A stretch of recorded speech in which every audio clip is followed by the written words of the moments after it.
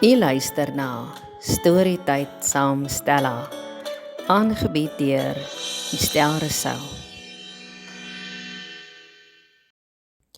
In Snippie se bak.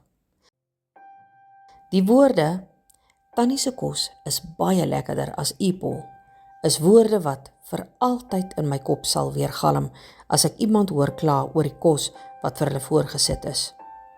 Wanneer ek dit hoor, moet ek my lip byt, want ek wil vir hulle vertel van die seun wat deur die welsyn weggeneem is by sy huis van aanhouding. By 'n huis waar dwelms, drank en prostitusie sy ma en sy kinderlewe gesteel het voor sy 7de verjaardag. Gelukkig vir hom het hy 'n ouer sussie gehad wat omtrent 10 jaar oud was. Sy was daar om hom te versorg en te beskerm in die moeilikste tye van sy kort lewe. Die tye wat ooms by sy ma kom kuier het. Sy ou sus was ook die een wat die briefie vir hulp by die venster uitgegooi het eendag toe die wind gewaai het. Dalk het sy op ander dae ook, maar dit het op dowe ore geval. Of die wind het dit weggewaai. Dalk was dit die wind van hoop en gebede wat die briefie laat waai het, tot by 'n goeie ma wat daardie dag in die straat gestap het. Die eerste aand na die welsynwerker hulle gered het met die hulp van die polisie, is hulle twee na 'n veilige huis geneem buite die dorp op 'n plaas.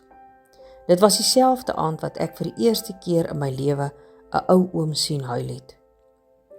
Ons het almal in stilte gesit en eet om die tafel, toe die tannie oplet, die kind sit en staar vir sy bord kos, asof dit volksvreemd is. Hou jy nie van die kos nie? Vra die tannie, sonder om te dink oor die moontlike nagevolge van haar vraag. Nee, tannie, dit is die lekkerste kos wat ek nog ooit geëet het. Ek weet net nie wat se kos dit is nie. Kry die tannie 'n antwoord wat sy nie verwag het nie, maar haar ervaring het haar voorberei vir die oomblik. Is dit nie dieselfde kos as wat mammie vir jou gemaak het om te eet nie? Antwoord sy hom met 'n vraag. Ons ander hou op eet terwyl ons in spanning wag vir sy antwoord.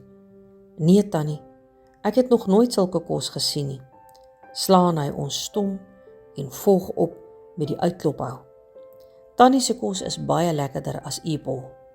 Dis toe dat die ou oom begin skelm huil het. Seker omdat hy al gekla het oor hy elke aand dieselfde kos moet eet, of dalk was hy net dankbaar dat hy nog nooit moes Epel eet nie. Die oom probeer verbeter om sy trane weg te steek as hy vir die seun vra, waar het jy die Epel gekry? My ma het sommer ons Epel in Snippie se bak gegooi. Dan mors ons nie in die huis as ons eet nie, antwoord hy sonder inhibisie. Dis toe dat die res van ons saam met die oom huil.